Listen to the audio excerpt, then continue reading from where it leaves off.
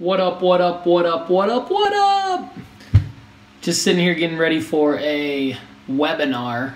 Been asked to present by an agency out of Chicago called Power Post.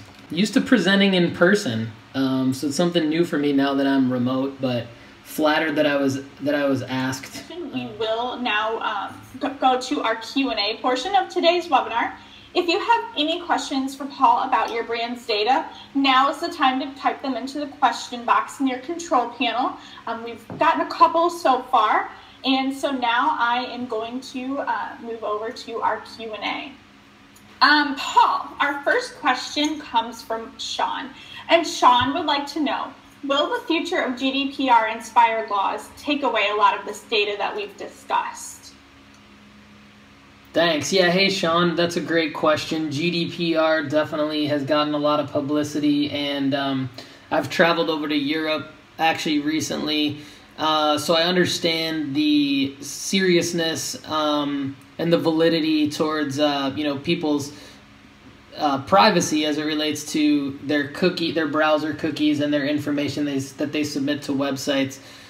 My take on it for now is that GDPR really just has a tactical impact on what you should do with your website. We actually have a lot of resources on our website about just the simple things to implement on your website, whether it's in WordPress or Shopify or any other platform. It's really, really easy to go ahead and take care and sort of cover your brand as it relates to GDPR. That's the number one thing right now. In terms of its impact on the future on data, this might kind of surprise you. I really don't think it's going to have that big of an impact on the digital marketer, because you have platforms like Facebook Ads Manager, which we live in, and you have platforms like Google Analytics, which we live in. And really all they're doing is they're updating their terms of service to comply with GDPR, and then they're making you, like for example in Facebook Ads Manager, to upload an audience from a CSV file, which would have come from something like your email list.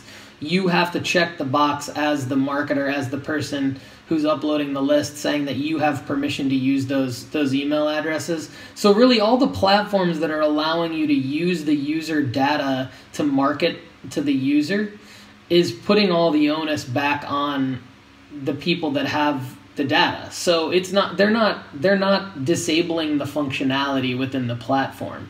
So I don't think that GDPR projects to really have much of an impact as to what we're able to do as marketers that we've been able to do in the past.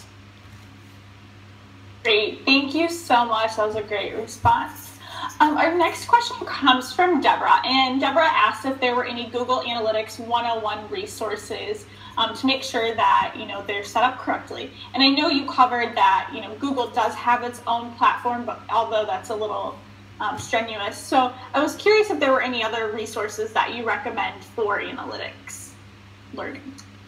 Yeah, so there's a lot of stuff that's super easy to find that just shows you how to set up Google Analytics. We have, I hate to keep self-promoting, but honestly, I just know where it is. If you go to datadriven.design/academy, and then you'll see on that page, there's probably 4 to 8 links, and 2 of those 8 links are Google Analytics 101 classes. And what you can do is you can watch the entire video if you want. It's Google Analytics 101. Or what I would recommend doing is you can click to just look at the PDF file of the presentation. And if you scroll a few slides into the presentation, we have slides that show you exactly how to set up Google Analytics on your website, how to make sure, whether it's a WordPress site or regardless of the platform, how to get the code into your website and start seeing data. Perfect. Thank you so much. Our next question comes from Melody, and Melody wants to know what metrics you would suggest for focusing on to help position and promote their online course. So one thing I would do is I would go into LinkedIn Campaign Manager, and I would go into Facebook Ads Manager. And I personally have more fun in Facebook Ads Manager, because when you start to go in and create an ad, when you start to build in your audience, scroll down to interests on the first, after the first page of creating your ad. You select your objective, and then you scroll down to interests and just start typing in phrases like interested in learning XYZ subject that you're trying to teach, and then click suggestions, browse suggestions. So the Facebook suggestions tool, after you type in like 4 or 5 phrases, then click browse suggestions, and you'll start getting relevant suggestions from Facebook Ads Manager, along with the amount of people that exist that are interested in that topic. It'll blow your mind because it'll start to get you thinking about, wow, I see that there's probably maybe 5 or 6 of them that I could put together that one ad would be relevant towards for a particular online class that you might be offering.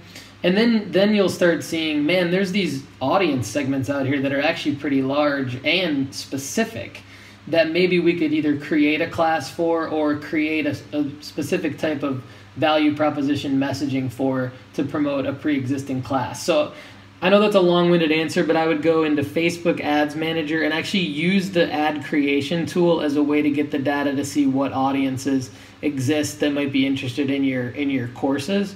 And then use that to either deploy ads or get ideas on how to either improve your courses or market your current courses. Great, Paul. Thank you for that walkthrough. I think that's extremely helpful. I know sometimes it can be kind of hard to find your way through there. Our next question comes from Kelly, and Kelly wants to know what the best way is to explain data suggestions and recommendations and findings to upper management. Oh yeah, that's a good one, Kelly. That's tough. I mean, I think that if you can identify meetings that you're going to be called into to talk about what you're doing from a marketing standpoint, I would use those meetings to bring up some key basic data points from Google Analytics about how your website's performing. I would start with the audience reports. So how much web traffic are we getting? What's the bounce rate? I would be the one, if I were you, to explain to your executives and your upper management what bounce rate means. I would explain to them what it means to look into the acquisition reports in Google Analytics, aka see where your web traffic's coming from. I would take those 2 steps first, and then I would stop there. I think that educating the upper management on just strictly on what this free tool Google Analytics can do to show them that there is data that exists is a great start. Then I would probably get into showing them some things like, we put heat mapping code on our website. There's tons of great products out there where you can get a code snippet, put it on your website, and you can see exactly where users are clicking, where they're scrolling to. And I think that kind of data can get their attention. So I would say, guys, like, we don't have to guess. We can just look, we can see where users are clicking, we can see where they're scrolling to. And I think that starts the conversation around what you can do, Kelly, to inform them of what's possible. The reality is, like, you're never going to really be able to convince a lot of people to do what you want them to do. But if you can control the conversation and educate them, then I think they're more likely to listen to you and your ideas later, because you're the one that you're seen as very objective because you're looking at that data and you're educating them as to what's possible with it. So that's where I would start. But that's a tough one, big time. Great. Thank you so much for that. Our next question comes from Ted, and Ted wants to know, should all brands be following current data-driven marketing trends, and how do I know which ones are the best for my team? Don't just read the headlines. There's a lot of headlines about data, and I think that that's where people can go wrong. I think reading the headlines is maybe a gateway into actually doing the real digging, but you really need to look at your actual data. You need to look at your actual Google Analytics data, your heat mapping data, if you so choose to put that on your website. These are, yes, they're web data points, but they represent your entire business's audience, even offline. So I would say don't be a headline reader. I would say look at your own data and cross-reference that. And a lot of people ask me, like, what's the industry average of this? What's the industry average of that? One thing that we did is we have access to over 325 Google Analytics accounts, and we aggregated all that data, and we put together a lot of these averages. So it's real data, it's not headlines. And if you go to datadriven.design/download, you can actually get this report, and it'll show you better stuff than what you would read in the headlines. So I would recommend doing that. Perfect. And I just want to let everyone know we have just a couple more questions left. So if you have any that haven't been answered yet, please go ahead and fill that out in your Q&A box. And our next question, Paul, comes from Aaron. And Aaron wants to know how often he should be logging in and tracking his Google Analytics. Depends on your role, Aaron. If you're an analyst, I would be doing it every day.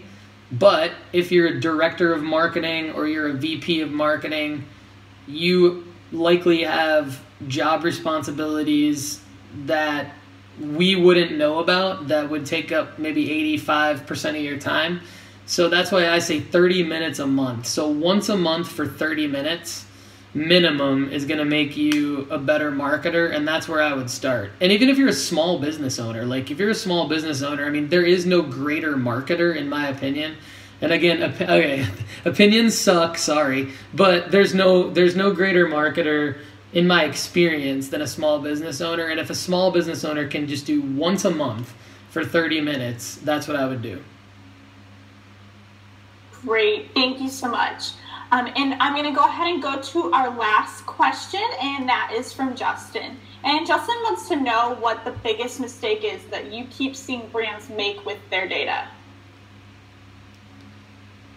Reading headlines is a huge mistake because it has nothing to do with your brand. It has to do with what someone in a newsroom decided needed to be done to get someone to read the article. So that's the biggest mistake. And then the other thing I'll throw in there is really the whole point of today's webinar is to get people to stop justifying the data. I was just in a conversation the other day where the COO of a company who's all ears to our presentation and loved our 2-hour-long digital strategy roadmap that they paid us to do. But, I mean, we got to, like, data point number 2, and he was like, oh, yeah, well, that makes sense because of X, Y, Z. Don't do that. Don't say that makes sense because of X, Y, Z. Say, there's an insight here in this data. I'm going to find it, and I'm going to act on it, and then I'm going to see, did that help my company or not? So first biggest mistake, don't read the headlines. Second biggest mistake, don't say, oh, that makes sense. Challenge yourself to actually do something about the data that you're seeing. Perfect. And actually, I know we actually just got one more in the box, so I'm going to go ahead and ask that one as well, Paul. And this question comes from Shelby, and she wanted to know if there were any templates that you recommend for, putting your data in. Google Data Studio is an amazing template for visualizing data, and it's free, and it's already integrated with your Google Analytics account. So I would actually start there, like if you're looking at, and this actually goes back to an earlier question about how to get some executives to maybe look at this stuff. I think if you pull out your key points that you want to make in a meeting and go to Google Data Studio, I think it's datastudio.google.com, it'll integrate with your Google Analytics account, and then you can actually, turn it into line graphs, pie charts, things that are a little bit more visually pleasing. And so in terms of templates to put your data in, there's always Google Sheets and stuff like that. But to make it more visually pleasing, I would say Google Data Studio. And I do not work for Google, by the way, at all. The tools are just free. They're already integrated. You're not going to beat your head up against the wall trying to get them to work. And so that's why I'm recommending them. Yes, Paul, I will second that. We use a lot of those tools here at PowerPost. And I am going to go ahead and hand it over to Berkeley. She's got a couple of last comments to add in. Thank you all for your time today. All right, guys. Well, the presentations are done and the Q&A is finished. So that means we have concluded today's webinar. I want to say a huge thank you to Paul for taking the time to be with us today and to sharing all of his knowledge on data. And Paul, was there anything you wanted to say before I fully wrap this up today? Just thanks again to you, Berkeley and Chelsea, and all of the attendees today and everyone at PowerPost.